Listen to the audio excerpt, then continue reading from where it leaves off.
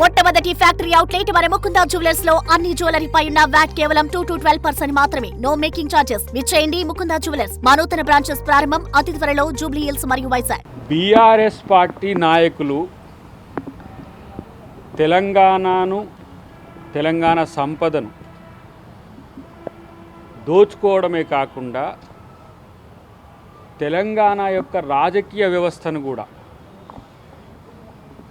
భ్రష్టం పాలు చేయడమే కాకుండా ఈరోజు ఎథికల్గా కూడా అంటే ఒక నైతిక విలువలను పాటించకుండా తమ దగ్గర ఉన్న అధికారాన్ని వినియోగించుకొని ఒకవైపు ఏమో సంపదను కొల్లగొట్టిండ్రు, రెండో వైపు ఏమో ఇట్లాంటి ఫోన్ ట్యాపింగ్లతోని లేదంటే ఇతరత్ర అధికారులను బెదిరించి అధికారులను ఈరోజు బెదిరించేవడమే కాకుండా వాళ్ళను తప్పుడు పనులు వాళ్ళతో చేయించి వివిధ రకాలుగా ఈరోజు తెలంగాణను దేశవ్యాప్తంగా అబాసుపాలు చేసి అలా మీరు చేసిన తప్పులకు సమాధానం చెప్పండి రా నాయన అంటే గగ్గోలు పడుతున్నారు వాళ్ళు. ఒకటే ఏదో ఈ శుద్ధపూసలు లెక్క పరమ పవిత్రుల లెక్క ఇలాంటి మాటలు మాట్లాడుతుంటే అది హరీష్ రావు అయినా లేకపోతే కేటీఆర్ అయినా కేసీఆర్ అంటే బయటికి రాట్లేడు, మాట్లాడితే మళ్ళీ ప్రశ్నలు ఏడొస్తాయని.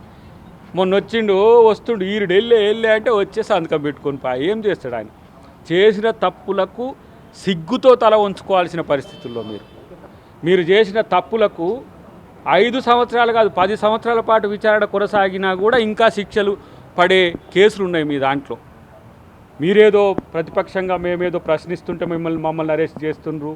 ప్రశ్నిస్తే ప్రశ్న అనేది ప్రజాస్వామిక హక్కు, ఎవరైనా ప్రశ్నించవచ్చు. కానీ నేను ప్రశ్నిస్తా తప్పు చేస్తా అని అంటే ఎట్లా? తప్పు చేసినోనికి శిక్ష పడాల్సిందే కదా, తప్పు చేయకపోతే మీకెందుకు ఉలుకు? ఇలాంటి పరిస్థితిని మీరు ఎందుకు తెచ్చుకున్నారో ఒక్కసారి ఆత్మపరిశీలన చేసుకోండి. ఇలా మీ దాంట్లోకి వెళ్ళి మీ నెట్లోకి వెళ్ళి లేదంటే మీ గ్రూప్లోకి వెళ్ళి బయటికి వెళ్ళిన కవితమ్మ చెప్తున్న ప్రశ్నలకు సమాధానం చెప్పలేని దద్దమ్మలు ఇలా బయటికి వెళ్ళి పొంకనాలు కొడుతున్నారు. ఓర్నియమో ఒక్కొక్కరు జబ్బదర్శి మాట్లాడుతున్నారు. తప్పు చేసినోడు కూడా ఇంత డేరుగా మాట్లాడతారా? సిగ్గుండాలి కదా. నిస్సిగ్గుగా నిర్లజ్జగా తెలంగాణ సంపదను దోచుకోవడమే కాదు లక్షల కోట్ల అప్పుతో ఇవాళ తెలంగాణ ప్రభుత్వం ఇవాళ కాంగ్రెస్ ప్రభుత్వం ఎన్ని కష్టాలు పడుతున్నది. ఇలా ఒక్కొక్క పైసా దగ్గరికి తీసి పథకాలు అమలు చేస్తుంటే పథకాల మీద ఇష్టం వచ్చినట్టుగా మాట్లాడతారు. ఈరోజు పోయినసారి మొత్తం గ్లోబల్ సమ్మిట్లో దాదాపు 5 లక్షల కోట్ల పైచిలుకు ఒప్పందాలు అయితే వీళ్లకు నవ్వులాట. గతంలో దావోస్లో 1,79,000 కోట్ల రూపాయల అగ్రిమెంట్స్ అయినాయంటే నవ్వుతారు. ఈ సన్నాసులు ఎక్కడ చదువు లేదు, యువకనే అది ఇది మాట్లాడుకుంటా ఏదో పొంకనాలు కొట్టుకుంటూ ఆడిపోయి తిరిగి వచ్చి 27,000 కోట్లు 17,000 కోట్లు తెస్తే అక్కడ కంపెనీలు లేవా? ఈ మా ఆధ్వర్యంలో కంపెనీలు వస్తే ఈ విధంగా చేస్తుంటారు. ఈరోజు తెలంగాణ ఆర్థిక స్థితికి ఆర్థిక విధ్వంసానికి కారణం కేసీఆర్. ఏమన్నంటే మేము తెలంగాణ అస్తిత్వం తెలంగాణ ఆత్మగౌరవం అంటారు. మీకు దమ్ముంటే మీకు నైతికత ఉంటే మీ పార్టీ పేరులో నుంచి తెలంగాణ పదాన్ని ఎందుకు తొలగించిందో చెప్పాల్సిన బాధ్యత మీకున్నది. భారత రాష్ట్ర సమితి అంటారు, భారతదేశంలో గుణాత్మకమైన మార్పు అంటారు. ఇలా మళ్ళీ తెలంగాణ అస్తిత్వం తెలంగాణ అస్మిక మేమే అంటారు. తెలంగాణ మీరు కొట్లాడితేనే రాలేదురా భయ్, మాలాంటి వాళ్ళు అందరం ఉన్నాం. చాలామంది కాంగ్రెస్ పార్టీలో త్యాగాలు చేసిండ్రు. మా పొన్నం ప్రభాకర్ లాంటి వాడైతే పెప్పర్ స్ప్రే కాదు కాళ్ళు పట్టుకొని సైతం ఇలా నాయకుల కాళ్ళు పట్టుకొని సైతం తెలంగాణ తెచ్చుకుంది. ఆ రోజు ఎంపీలు కూడా ఉన్నారు, కాంగ్రెస్ పార్టీ ఎంపీలు. తెలంగాణ సమాజం మొత్తం కొట్లాడింది. తెలంగాణ కొరకు కొట్లాడితే తెలంగాణను దోచుకోవాలని ఉందా? ఒక్కొక్కరిని ఫామ్ హౌజులు ఏంది, ఒక్కొక్కరిని ఆస్తులు ఏంది, ఇదిగాక మళ్ళీ ప్రభుత్వానికి సమస్య రావద్దని ఆ పెగాసిసో స్పైవేర్తో పెట్టిన ఆ ఫోన్ ట్యాపింగ్ లేనిది, ప్రైవేట్ ఫోన్ ట్యాపింగ్ లేనిది, ఫోన్ ట్యాపింగ్ లేనిది, వైట్ ఫోన్ ట్యాపింగ్ లేనిది, అధికారులను బెదిరించుడేంది, ఇన్ని రకాల విధ్వంసాలు చేసి తగుదునమ్మా అని ఇలా ఏంది నిజాయితీ పరువుల లెక్క మీరు మాట్లాడితే ఎవరు నమ్ముతారు? ఇలా హరీష్ రావు చాలా పెద్దగా మాట్లాడుతున్నాడు. ఆయన మేము చూస్తున్నాం.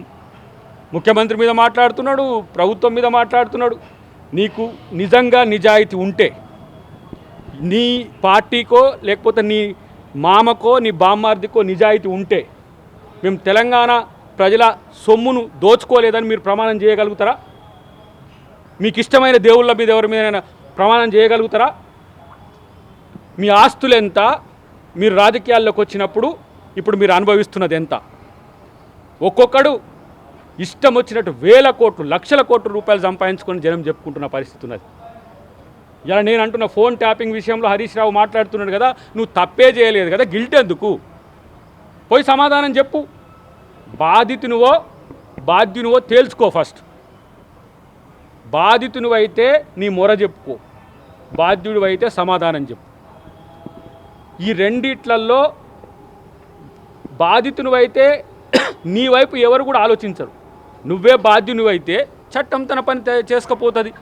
అలాంటి దానికి కాంగ్రెస్ పార్టీ కక్ష సాధింపు చేస్తున్నది, కాంగ్రెస్ పార్టీ మేము ప్రశ్నిస్తున్నాం అన్నది. కాంగ్రెస్ పార్టీ కక్ష సాధించాలంటే మీరు అరెస్ట్ కావడానికి 2 సంవత్సరాలు కావాలన్నా? హోంశాఖ మంత్రి కూడా ముఖ్యమంత్రి గారే కదా. ఆయనను మీరు కాక ఏ విధంగా అరెస్ట్ చేసినరో నడి మధ్య రేతిని తీసుకొని బెడ్రూమ్లోకి వెళ్ళి తీసుకుపోయి చేసినట్టు, లేకపోతే కోదండరామ్ ఇంటి తాళాలు బలగొట్టిపోయి చేసినట్టు, మేము మురళీ ముదిరాజ్ కాడికి పోతే మమ్మల్ని తీసుకుపోయి అరెస్ట్ చేసి జైల్లో పెట్టినట్టు, లేకపోతే మందకృష్ణను ఇక్కడ ట్యాంక్ బండ్ మీద నిరసన చెప్తుంటే ప్రపంచ తెలుగు సభలు అడ్డుకుంటానికి వచ్చిందని 2 నెలలు జైల్లో పెట్టినట్టు పెట్టలేమా నిన్ను? ఏం పెద్ద పొడింగ్లా? కేసీఆర్ దొరకడా, హరీష్ రావు దొరకడా, కేటీఆర్ దొరకడా? తిరుగుతూనే ఉన్నారు కదా. కక్ష సాధింపు అయితే గివన్నీ ఎందుకు? కక్ష సాధింపు అయితే చట్టం ముందుకు తేవడం ఎందుకు? కక్ష సాధింపు అయితే విచారణ పేరు మీద తాత్సారం చేసుడు ఎందుకు? సభ్య సమాజం ముందు కాంగ్రెస్ పార్టీ ముద్దాయిగా ఉండడం ఎందుకు? కాంగ్రెస్ ప్రభుత్వం ముద్దాయిగా ఉండడం ఎందుకు? ఒక ఆయన అడుగుతున్నాడు ఇప్పుడు, సార్ మీరు ఇవన్నీ చేసిన ఆరోపణలన్నీ కూడా ఉత్తయేనా సార్, రాజకీయాల కొరకు చేసిండ్రా? మీరు వాళ్ళని అరెస్టే చేస్తలేరు కదా అన్న వాళ్ళకి ఏం సమాధానం చెప్పాలి? కాబట్టి ఎప్పుడు ఏం చేయాలనే విషయంలో ప్రభుత్వం కూడా విచారణ సంస్థల మీద ఒత్తిడి తీసుకురావట్లేదు. వాళ్లకు సమయం దొరికినప్పుడు, కోడ్ ఆఫ్ కండక్ట్ లేనప్పుడు, సందర్భానుసారం ఎవరెవరు ఏ దశల్లో ఎవరిని విచారించాల్సిన పరిస్థితి వచ్చినప్పుడు వాళ్ళని విచారిస్తున్న పరిస్థితి మేము చూస్తున్నాము. ఇప్పుడు మాలాంటి వాళ్ళకు ఒక విచారణ కూడా ఉంది, ఎందుకు డిలే అవుతుందని. మమ్మల్ని అయితేనేమో ఇమ్మీడియట్గా తీసుకుపోయి మేము క్యాంపస్కు పోతే పరామర్శకు మురళీ ముదిరాజ్ అనే తమ్ముడు శ్రీకాంతాచారి చనిపోతే ఆ రోజు చనిపోయిండని పరామర్శకు పోతే అక్కడి నుంచే క్యాంపస్ నుంచి తీసుకుపోయి నేరుగా చెంచల్ కూడా జైల్లో పెట్టింది. మీకు ఇంకా అదృష్టం. మిమ్మల్ని ఏంది విచారణ పేరు మీద తప్పులు చేసిండ్రా లేదా అని నిజాయితీగా పోలీసులు విచారిస్తున్నారు. విచారించడానికి కూడా లేదు, పోలీస్ స్టేషన్ నుంచే నేరుగా జైలుగా పట్టుకుపోయిన చరిత్ర మీది. మీలాగా మేమన్నా కాంగ్రెస్ ప్రభుత్వం ఏమైనా చేస్తుందా? రేవంత్ రెడ్డి గారు ఏమైనా చేస్తుండ్రా? రేవంత్ రెడ్డి ప్రభుత్వానికి కక్ష సాధింపులు ఎక్కువైతే మీరు ఒక్కరు కూడా బయట మాట్లాడరు, ఒక్కరు కూడా బయట ఉండరు. ఇగో ఇట్లాంటి పొంకనాలు కొట్టుకుంటా మేము నిజాయితీ పరులమని చెప్పరు. కాబట్టే అసలు రేపటి రోజున ఎదుర్కోబోయేట దాంట్లో ఎంత పెద్దోళ్ళు ఉంటారో. ఒక ఆయన అడిగిండు ఇంతకుముందు, కేసీఆర్ కూడా ఉంటాడా సార్ అంటే, కేసీఆర్ తప్పు చేస్తే కేసీఆర్ ఉండకపోతే అడిగిపోతాడు. మాజీ ముఖ్యమంత్రి అయితే మాత్రం, లేకపోతే తెలంగాణ కొరకు గొట్లాన్ని అంటే మాత్రం తప్పు చేస్తే వదిలేస్తారు ఎవరినైనా.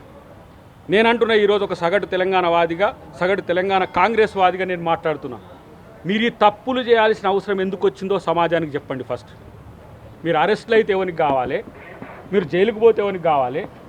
ఇష్టానుసారంగా ఇష్టం వచ్చిన రీతిన ఫోన్ ట్యాపింగ్లతో పాటు మొత్తం సంపదను దోచుకోవడానికి మీరు చేసిన కుట్రలు ఎందుకు ఈ విధంగా చేయాల్సి వచ్చిందో, తెలంగాణ ఇచ్చి కాంగ్రెస్ పార్టీ ఈరోజు ఎంత బాధపడుతుంది, మేము ఇలా ఎన్ని కష్టాలు పడుతున్నాం నష్టాలు పడుతున్నామో చూస్తున్నాం. కానీ తెలంగాణ ప్రజల్ని నమ్మి మీకు ఓట్లేసి మిమ్మల్ని ముఖ్యమంత్రుల్ని చేస్తే తెలంగాణ ప్రజల్ని దోచుకోవడానికి చేసిన కుట్రల్ని ఇలా ప్రజల ముందు చెప్పాల్సిన అవసరం ఉంది. కాంగ్రెస్ పార్టీ, కాంగ్రెస్ ప్రభుత్వం, రేవంత్ రెడ్డి గారు ఆ విషయంలో ప్రజలకు సమాధానం చెప్పే దిశగానే ఈ కార్యాచరణ ఉంటుంది. కాబట్టి మీరేం బాధపడకండి, తప్పులు చేయకపోతే బాధపడకండి, విచారణను ఎదుర్కోండి, అన్ని సత్యాలను చెప్తే మీకు మరింత మేలు జరుగుతుందని చెప్పి వాళ్ళకి హితవు చెప్తాను.